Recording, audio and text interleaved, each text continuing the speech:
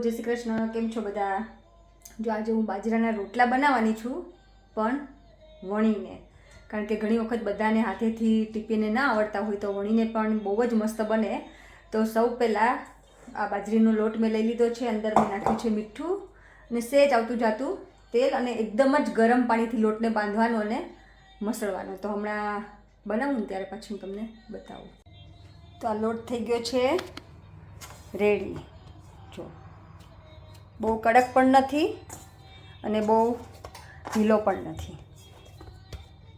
જો આ તમે છે ને જોઈ શકો છો કે મેં કાગળ પણ નથી લીધો, અને એમનેમ જ મેં થોડોક, આપણે આવો કોરો લોટ હોય ને, કોરા લોટમાં આપણે રોટલીનું કેવી રીતે રોટલી વણતા હોય તો કેવી રીતે કોરો લોટ લઈએ, અને એવી રીતે હું વણું છું. જો મસ્ત વણાય, તમે જોઈ શકો છો.